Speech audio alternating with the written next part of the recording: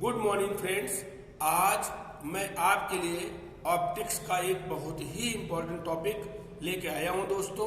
आज बहुत मजा आने वाला है, तो आप पेन पेपर लेके शुरू हो जाइए।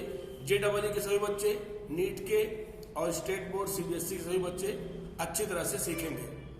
दोस्तों आज मैं पढ़ाने वाला हूं आपको refraction of light. Refraction of light दोस्तों मेरे डिस्क्रिप्शन बॉक्स में जरूर जाना, वहां पे बहुत सारी काम की लिंक दी गई है, प्रैक्टिकल्स की लिंक होगी, उसको आप जरूर देखना। शुरू करते हैं आज का topic, refraction of light, chapter number 9। ठीक है, refraction of light.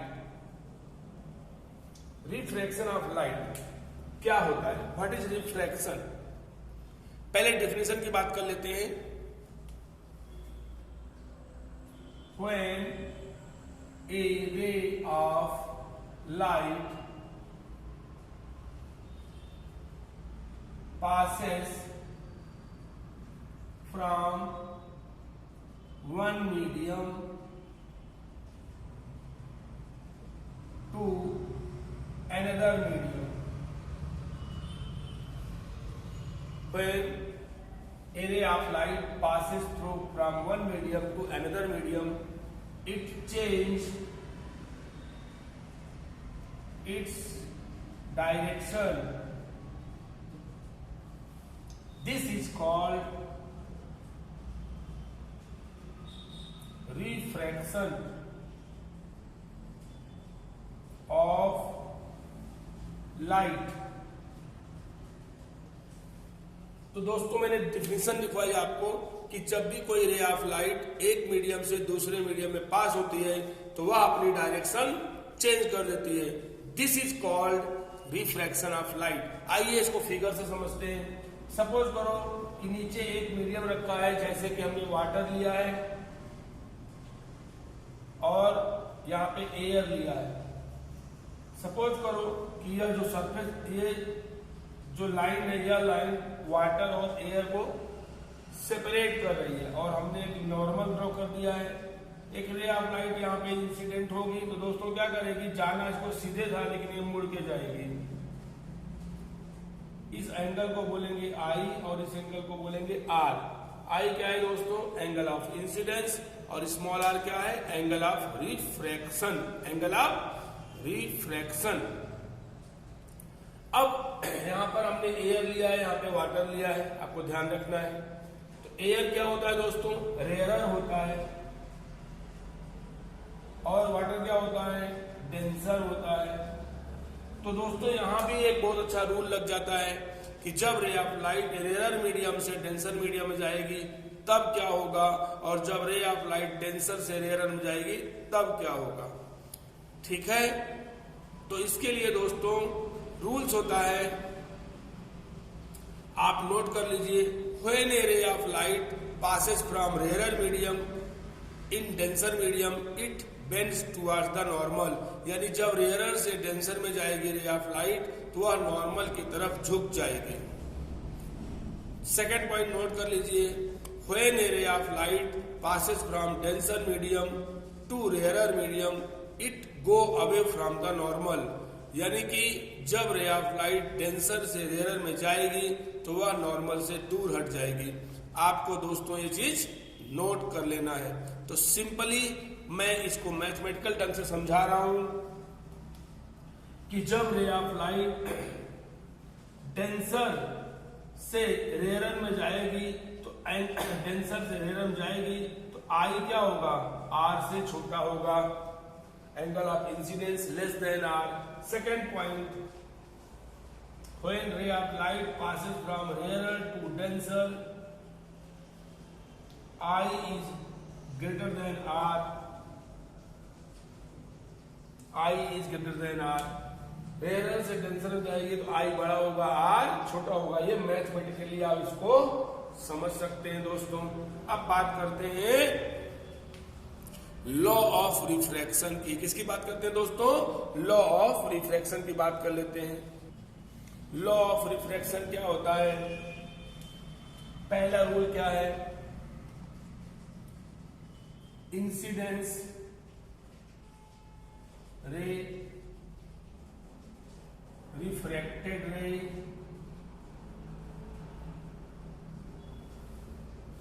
Normal are lie in same plane. ये पहला रूल हो गया। लॉ ऑफ रिफ्लेक्शन में भी यही बोलते थे, याद होगा। वहां पर इंसिडेंस, रिफ्लेक्टेड रे और normal are lie in same plane बोलते थे। यहाँ क्या बोलना है? Incident ray, reflected ray and normal are lie in same plane. पहला पॉइंट दोनों में लगभग कॉमन हो जाता है। दूसरा point, the ratio of sine of incidence angle, the ratio of sine of incidence angle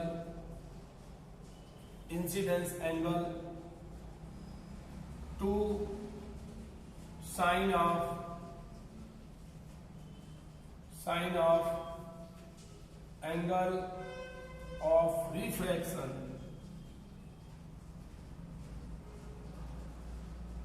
is always constant. The ratio of sine of incidence angle to sine of angle of refraction is always same. इसको इस तरह से करेंगे, sin I upon sin R is equal to n/1। याद रखना है। ये n/1 क्या हुआ है? मीडियम 2 का इंडेक्स 1 के रिस्पेक्ट में, यानी कि जब किसी एक मीडियम से सेकेंड मीडियम में रे ऑफ लाइट पास होगी तो उसको इस तरह से करेंगे n/1। यह रिफ्रैक्टिव इंडेक्स है, ठीक है, relative refractive index with respect to one medium. अब दोस्तों जरा ध्यान रखिए, इसको हम इस तरह भी बोल सकते हैं, sine I upon sine R equal to n2 upon n1 भी लिख सकते हैं। अगर हम क्रॉस मल्टीप्लाई करें, n1 sine I equal to n2 sine R। दोस्तों इसको क्या बोलेंगे? ये कॉमन फार्मूला हो गया। इसको बोलते हैं स्नेल्स जनरलाइज्ड फॉर्म।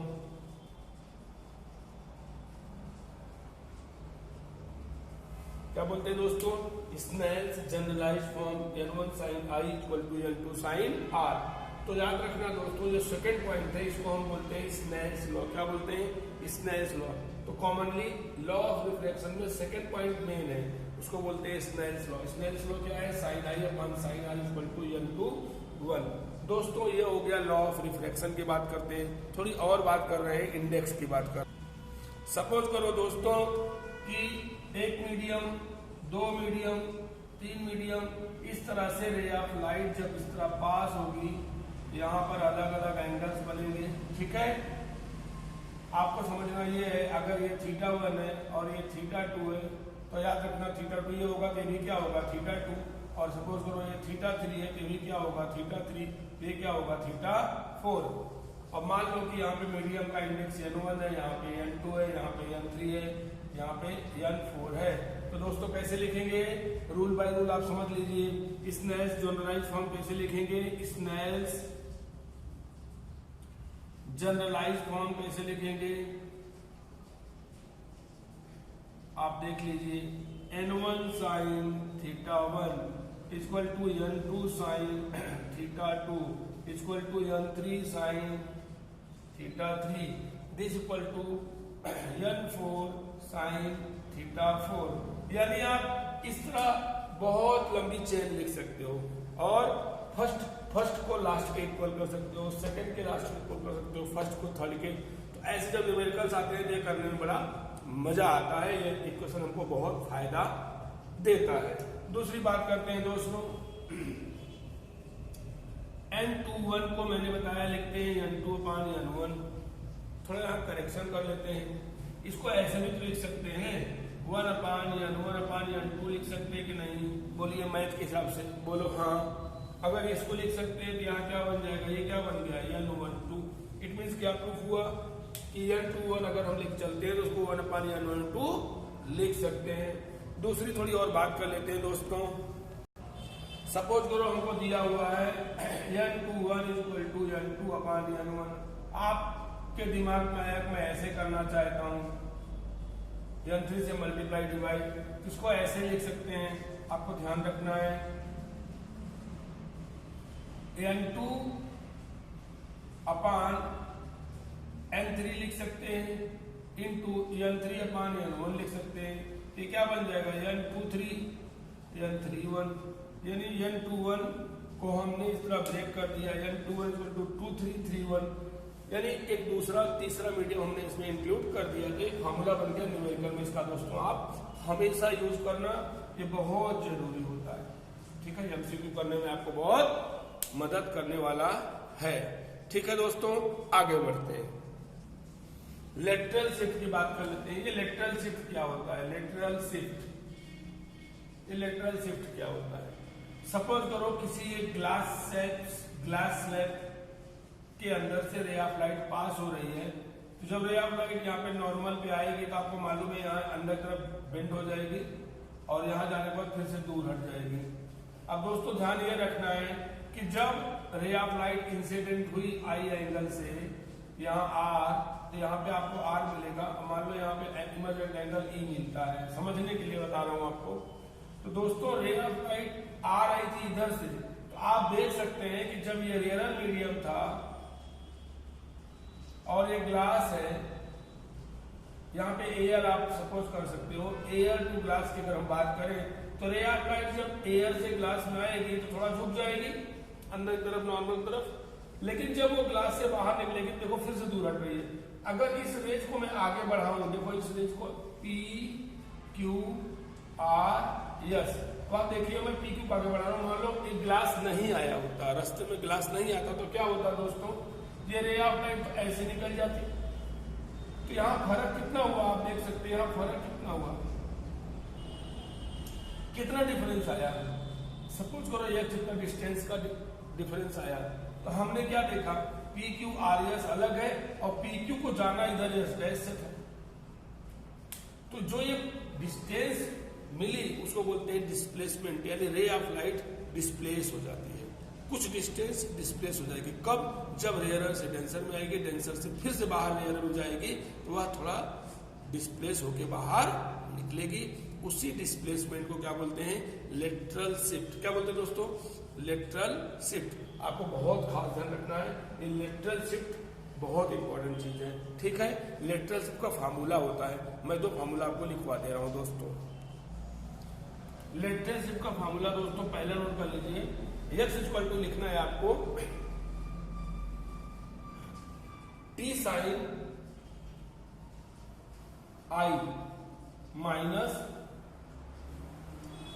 r अपन cos r। ये फॉर्मूला हो गया लेटरल शिफ्ट का कि x अगर निकालना होगा तो incidence angle i minus r sine के अंदर लेंगे और नीचे क्या लेंगे? cos r। ठीक है, एंगल ऑफ रिफ्रैक्शन। दोस्तों दूसरा फॉर्मूला एक लिखवा दे रहा हूं, आपको नोट कर लेना। x = t i 1 minus n1/n2। n1 मान लो ये बाहर का मीडियम है और n2 क्या है? ग्लास का मीडियम है। तो दोस्तों ये दो फॉर्मूला सिखा दिया, आपको ये न्यूमेरिकल करने में मदद कर सकता है। ठीक है दोस्तों, अब दो केस रिफ्रैक्शन का हमको बड़ा इंपॉर्टेंट है समझना है कि दोस्तों जब हम पानी के अंदर किसी मछली को देखते हैं या पानी के अंदर कोई सरफेस को देखते हैं, स्विमिंग पूल में कहीं जाना है तो सरफेस ऊपर उठी दिखाई देती है, हमको पता चलता नहीं, लोग कंफ्यूज रहते हैं। ठीक है ना, तो अक्सर एक्सीडेंट्स हो जाते हैं, पानी में लोग कूद जाते, डूबने लगते हैं क्योंकि गहराई का पता चलता नहीं है। तो ऐसा क्यों होता है? तो मैं सिंपल आपको समझाने चल रहा हूँ एग्जाम्पल लेकर के। हम किसी मछली को देख रहे हैं और दूसरा कैसे लेके जब हम मछली हमको देखती है, दोनों सिचुएशन में हम बात कर लेते हैं। मान लेते हैं कि ये पानी भरा हुआ है, पानी क्या हो गया? वाटर, डेंसर हो गया। ठीक है, और एयर क्या हो गई दोस्तों? रेयर। क्या हो गई? रेयर हो गई, ठीक है। अब सपोज करो कि हमको यहाँ पर इस पॉइंट को देखना है, तो इस पॉइंट को देखने के लिए हम क्या करेंगे दोस्तों, आपको मालूम है, मान लो मैं यहां से देख रहा हूं, ठीक है, तो होता क्या है दोस्तों, जब रे ऑफ लाइट यहाँ पे आती है तो झुक करके इस तरह, यानी कहने का मतलब हमारी आंख यहाँ पे है, और आपको पता है जब किसी चीज को देखना होता है रे ऑफ लाइट वहां से आनी चाहिए। मान लो मुझे किसी बॉडी को देखना है तो बॉडी से रे ऑफ लाइट रिफ्लेक्ट होकर हमारी आंख तक आएगी, तो रे ऑफ लाइट कहाँ से चलेगी, यहाँ से चलेगी। चलते चलते इस तरह आपको मालूम है ये एंगल आप आई होगा, ये आर बड़ा हो जाएगा, इस तरह दूर हटके चली जाएगी, क्योंकि डेंसर से रेयर हो जाएगी, दूर हट जाएगी, ठीक है। तो रे ऑफ लाइट को जब पीछे मिलाएंगे ना यहाँ से, और एक रेज यहाँ से निकलेगी, ये दोनों रेज जहां कट करती हैं, इंटरसेक्ट करती हैं दोस्तों, यह पॉइंट मान लो ये O पॉइंट है, तो दोस्तों O डैश हमको यहाँ दिखाई देगा। अब आप देख सकते हैं कितना फर्क हो गया, गहराई एक्चुअल इतनी थी, यह जो इतना था, और दिखाई कितना बड़ा आप देख सकते हैं, दिखाई कितना बड़ा, इतना बड़ा, यानी यह क्या हो गया HI, क्या हो गया HI, ठीक है। यह जो बहुत ज्यादा है, HI बहुत कम है, इसीलिए स्विमिंग पूल में हमको जल्दी बिना किसी 4 लोगों से पूछ करके ही उसमें स्विमिंग करनी चाहिए, क्योंकि उसकी डेप्थ बहुत ज्यादा होती, दिखती कम है, ठीक है। ये तो सिचुएशन हो गई कि अगर हम सरफेस को देखते हैं या किसी ऑब्जेक्ट को, जैसे कि मछली को पानी के अंदर देखते हैं, तो सिचुएशन कैसी दिखाई देती है, यानी मछली हमको ऊपर दिखाई देगी, सरफेस हमको ऊपर दिखाई देगी।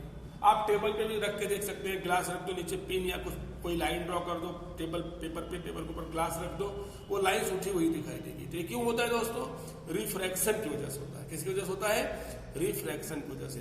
अब दूसरी सिचुएशन की बात करते हैं कि जब मछली हमको देखती है, यानी मछली पानी के अंदर है और वो देख मुझे रही है, वो भी कंफ्यूज होती होगी, चलो उसकी बात कर लेते हैं।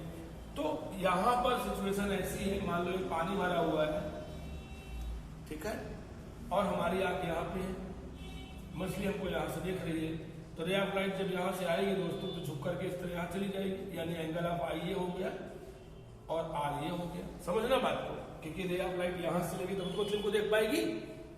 इस रेंज को जब पीछे मिलाएंगे दोस्तों इस तरह आप देख सकते हैं, और एक रेंज यहाँ से जाएगी, यहाँ पर हमको मछली को हमारी आंख यहाँ पे दिखाई देगी, यानी एक्चुअल ऑब्जेक्ट यहाँ पे है, लेकिन दिख कहाँ रहा है, ऊपर। तो मछली तो हमको ऊपर उठी दिखाई देगी, तो मछली को भी हम उस ऊपर उठा हुआ दिखाई देंगे, यानी हम भी कंफ्यूज और मछली भी कंफ्यूज। क्यों होता है, रिफ्रैक्शन की वजह से दोस्तों होता है। एक दो इवेंट्स, एक दो फिनोमिनॉन, एक दो प्रोसेस, नेचुरल प्रोसेस और देखते हैं, जैसे कि मिरेज की बात करते हैं, सनसेट सन ईस्ट की बात करते हैं, डायमंड की बात करते हैं, और ऑप्टिकल फाइबर की बात करते हैं, ठीक है। इन बातों को भी हम चर्चा में ले रहे हैं। अब फ्रेंड्स, बहुत ही इंपॉर्टेंट फार्मूला है कि जब मछली हमको देखेगी तब क्या आप यूज करोगे, और जब हम मछली देखेंगे तब क्या यूज करोगे। यानी कि हमको किसी कुएं के अंदर, किसी स्विमिंग पूल के अंदर सरफेस को देखना है तो कितना हाइट डिफरेंस आएगा, कैसे हम उसका अंदाजा लगाएंगे, उसका फार्मूला, और मान लो मछली हमको देख रही है तब उसका फार्मूला, ठीक है। दोनों बातों को हम लिख लेते हैं। HI/HO इक्वल टू, याद रखना है, N rarer upon N denser. यह कब आएगा, जब हम बाहर से, हवा में से पानी के अंदर, ग्लास के अंदर उसकी सरफेस को देखेंगे। तो आपको याद रखना है, हमारी आंख कहाँ है, रेयरर में, देख कहाँ से रहे हैं, हवा से, कांच के अंदर, पानी के अंदर। तो रेयरर ऊपर आएगा, डेंसर नीचे आएगा, image height upon object height. इसको आप हाइट भी बोल सकते हो, इसको आप डेप्थ भी बोल सकते हो, दोनों के लिए एप्लीकेबल है। दूसरी बात करते हैं, ऐसे लिख सकते हैं, when observer takes his observation from rarer to denser, ठीक है। ये when observer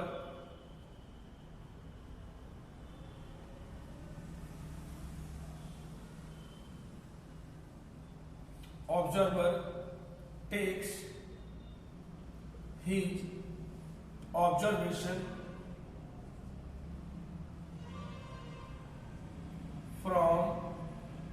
denser to rarer, यानी मछली हमको देख रही है।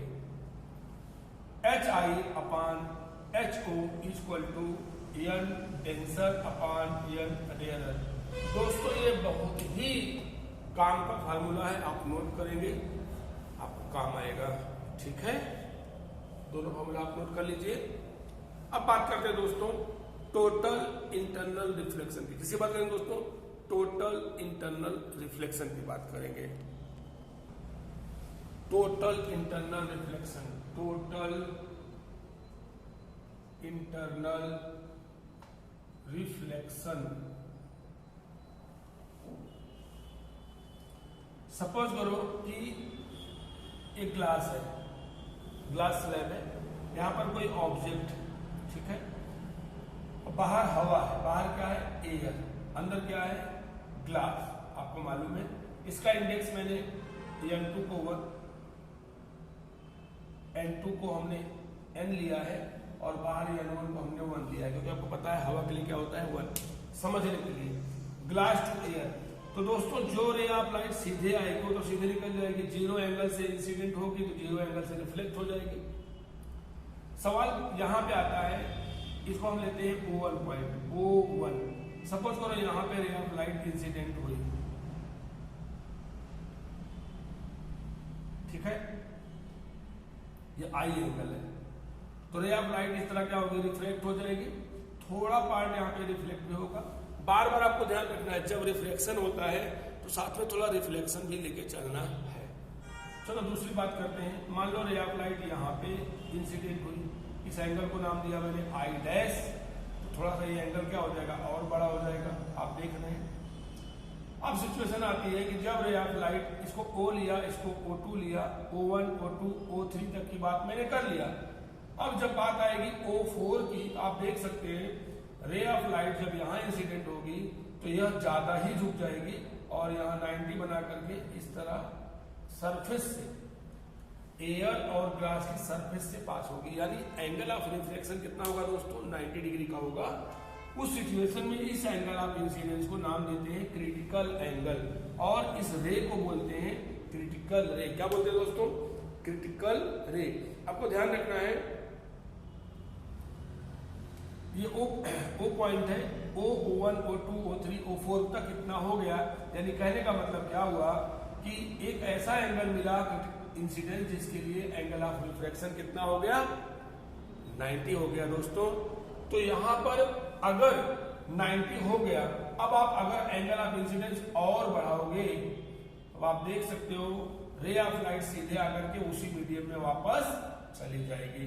तो दोस्तों इस सिचुएशन को बोलते हैं टोटल इंटरनल रिफ्लेक्शन, यानी when A ray of light coming from a medium, tensor medium, and after refraction it return in the same medium, यानी कि एक रे ऑफ लाइट किसी टेंसर मीडियम से आती है और रिफ्रैक्शन की वजह से जब वह उसी मीडियम में वापस लौट जाती है तो उसको बोलते हैं टोटल इंटरनल रिफ्लेक्शन। क्या बोलते हैं? Total internal reflection. यहां यह बात इंपॉर्टेंट नहीं है, इंपॉर्टेंट क्या है? Critical angle. तो उसकी बात कर लेते हैं। इस O4 पॉइंट पर अगर मैं स्नेल्स लॉ लगाऊं, O4 पॉइंट पर क्या लगाऊं? एट O4 पॉइंट क्या लगाऊं? Snell's law. तो क्या आएगा दोस्तों? देखिए बाहर, अंदर क्या है? N2 sign, angle of incidence क्या होगी? IC। बाहर मीडियम क्या है? N1।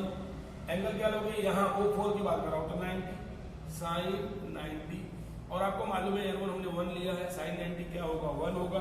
N2 को मैंने N सपोज कर लिया है, N sine IC equal to 1, it means sine IC equal to 1/N। क्या है दोस्तों? 1/N। यह एक इंपॉर्टेंट फार्मूला होगा किसके लिए? क्रिटिकल एंगल और इंडेक्स के लिए। तो क्या मिला यहां सीखने को? इंडेक्स बढ़ाओगे तो क्रिटिकल एंगल घटेगा, क्योंकि साइन का रूल होता है, एंगल बढ़ाओ तो साइन बढ़ता है, एंगल घटाओ साइन घटता है। तो IC inversely proportional to N, यानी आप ज्यादा इंडेक्स लोगे, जैसे कि डेंसर मीडियम बढ़ाते जाओगे तो क्रिटिकल एंगल क्या होता जाएगा? छोटा होता जाएगा, छोटा होता जाएगा। ठीक है। छोटा होते होते अगर हम डायमंड की बात करें तो डायमंड के लिए इसकी वैल्यू 24 डिग्री हो जाती है, यानी 24 डिग्री से ज़्यादा डिग्री पर जो भी रे ऑफ लाइट डायमंड में आएगी उसका क्या होने वाला है दोस्तों, टोटल इंटरनल रिफ्लेक्शन होने वाला है। तो आइए हम इसको भी सीख लेते हैं, ठीक है, कौन कौन सी प्रोसेस नेचर में काम करते हैं। चलो फ्रेंड्स, पहले मिरेज की बात कर लेते हैं। मिरेज,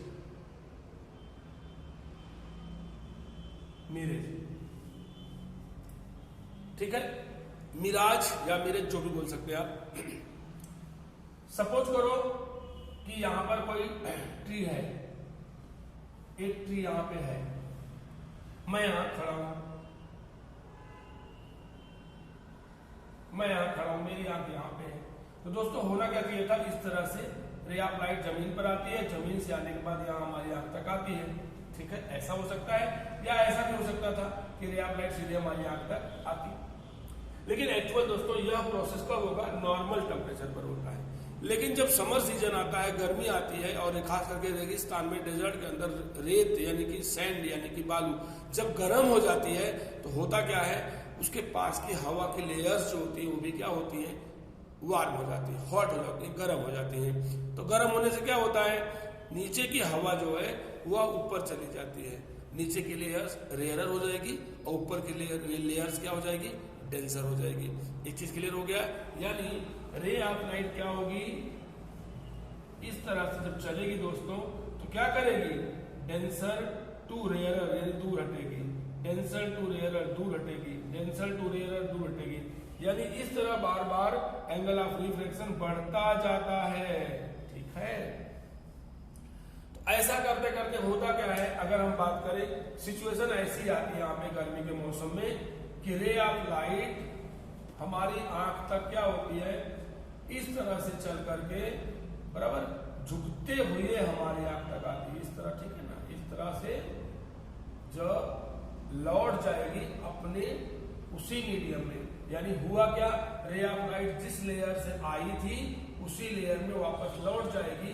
तो यहां पर इस रेज को जो पीछे बनाएंगे, मैं इसको फिर से समझा दे रहा हूं, थोड़ा सा फिगर डिफिकल्ट हो जा रहा है, ठीक है। ये सिचुएशन आपको समझ में आई होगी, ठीक है। सपोज करो यहाँ पे हमारा पेड़ है और हम यहाँ पे खड़े हैं, ठीक है, यह हम खड़े हैं, यहां से रे ऑफ लाइट जब आएगी ना इस तरह से वापस जाएगी। अब ये वापस जब जाएगी तो होता क्या है, इसको पीछे बढ़ाएंगे ना और यहां से एक रेज लेंगे, ये जो है सिचुएशन पीछे बढ़ाने पर इसका एक वर्चुअल इमेज नीचे बनेगा, यानी रे ऑफ लाइट जब पीछे बढ़ाते हैं, अगर पीछे नहीं बढ़ाएंगे तो इमेज मिलेगा ही नहीं, तो पीछे जब बढ़ाएंगे तो ये वर्चुअल इमेज बन गया। क्या बन गया, वर्चुअल। क्यों, क्योंकि रे ऑफ लाइट क्या आ रही है उसी मीडियम में वापस लौट जा रही है, आ रही है उसी मीडियम में वापस लौट जा रही है। तो जब इन रेज को पीछे बढ़ाएंगे तो यहाँ पर इसी ट्री का एक वर्चुअल इमेज बनेगा, ठीक है। वह वर्चुअल इमेज ऐसा लगता है कि रेगिस्तान में कोई पेड़ है, उसके पास पानी भरा है, पानी में उसकी छाया बन रही है। हिरण को क्या चाहिए होता है, पानी, पानी की तलाश में वो दर दर भटकता रहता है और उसको लगता है कि वो पेड़ है, वहां उसकी छाया बन रही, पानी होगा, वहां पहुंचता है, पानी नहीं मिलता, क्योंकि वह रिफ्रैक्शन की वजह से होता है। तो इसी प्रोसेस को, इसी नेचुरल प्रोसेस को हम बोलते हैं मिराज। हिंदी में बोलते हैं मृग तृष्णा, यानी हिरण प्यासा है, पानी नहीं मिल रहा है, वो कंफ्यूज हो जा रहा है बार बार। और यह एक प्रोसेस आपने गर्मी के मौसम में रोड पर भी देखा होगा, रोड पे लगता है आगे पानी भरा है, रोड पर आगे लगता है पानी भरा है। जब कार से ड्राइविंग करके हुए आप आगे जाते हैं, आगे कार में से आगे पानी दिखाई देता है रोड के अंदर, रोड के ऊपर पहुंचने पर कुछ नहीं मिलता, यानी वहां भी हम कंफ्यूज रहते हैं। तो यह सब क्यों होता है दोस्तों, रिफ्रैक्शन की वजह से। रिफ्रैक्शन खास करके टोटल इंटरनल रिफ्लेक्शन की वजह से होता है। क्या बोलोगे दोस्तों, टोटल इंटरनल रिफ्लेक्शन की वजह से होता है। याद रखना, टोटल इंटरनल रिफ्लेक्शन एक रिफ्रैक्शन ही है, ठीक है। रिफ्रैक्शन की वजह से टोटल इंटरनल रिफ्लेक्शन मिलता है, तो आपको ध्यान रखना है। अब हम बात करते हैं दोस्तों, हीरे की बात कर लेते हैं। हीरा क्यों चमक जाता है, हीरा चमकता क्यों। अब आपको याद रखना है डायमंड जो होता है, हीरा जो होता है, ठीक है, वह सबसे ज्यादा चमकदार होता है, सबसे ज्यादा रिफ्रैक्टिव इंडेक्स वाला होता है। आपको याद रखना है इसका इंडेक्स लगभग 2 होता है, यानी नेचर के अंदर, दुनिया के अंदर सबसे ज्यादा रिफ्रैक्टिव इंडेक्स अगर किसी चीज का है तो वो डायमंड का है। किसका है? डायमंड का। मान लो ये डायमंड है, तो इसके अंदर जब भी कोई रे जाती है, याद रखना कैलकुलेशन अगर हम करते हैं इससे साइन IC = 1/n से, तो ये फॉर्मूला हो गया देता है यहाँ से IC = लगभग 24 डिग्री मिलती है। यानी जो भी रेज ऑफ लाइट 24 से ज्यादा एंगल पर आएगी, कितनी पाएगी? 24 से ज्यादा एंगल पर आएगी, ठीक है, I is more than IC, यानी 24 से ज्यादा पे आएगी, वह क्या होगी? उसी में वापस लौट जाएगी। तो होता क्या है, बार बार इसका इसी में क्या होता है, टोटल इंटरनल रिफ्लेक्शन होता रहता है। और मैंने पीछे सिखाया था अभी कि जब टोटल रिफ्लेक्शन होगा तो थोड़ी लाइट बाहर निकलती है, जहां जहां एक टकराती है रे ऑफ लाइट, वहां वहां थोड़ी थोड़ी लाइट बाहर निकलती रहती है। तो ये तो हो गया 1 रे ऑफ लाइट के लिए। अगर ऐसे बीम ऑफ लाइट आएगी अंदर तो बहुत सारी लाइट बाहर भी निकलेगी और उसी में बार बार घूमती भी रहेगी, इसलिए हीरा चमक उठता है। तो इसको और चमकाने के लिए करते क्या है, इसको तराशते हैं, इसमें कटिंग की जाती है। जब कटिंग की जाएगी ना दोस्तों, तो आपको ध्यान रखना है कटिंग करने का मतलब ये होगा उसके अंदर अलग अलग एज बनाते हैं, कोर बनाते हैं। उस कोर से क्या होता है, ज्यादा से ज्यादा टोटल इंटरनल रिफ्लेक्शन होता है। ये बात क्लियर हो गई दोस्तों। अब बात करते हैं दोस्तों ऑप्टिकल फाइबर की। ऑप्टिकल फाइबर, ऑप्टिकल फाइबर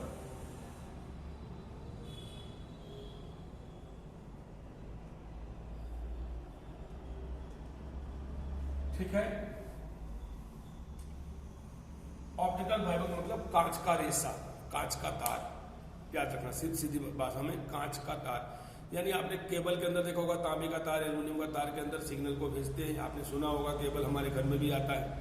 लेकिन अब उसके प्लेस पर ऑप्टिकल फाइबर यूज हो रहा है, यानी बाल जैसे महीन महीन रेसे जैसे संरचना स्ट्रक्चर बनाया जाता है और उसके अंदर सिग्नल को भेजा जाता है। तो दोस्तों याद रखना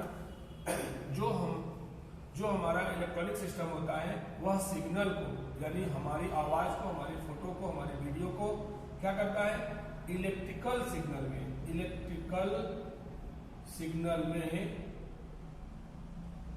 कन्वर्ट कर देता है। जो हमारी वॉइस है वो किस में कन्वर्ट हो गई, वॉइस को बोलते हैं सिग्नल। जैसे मैं बोल रहा हूं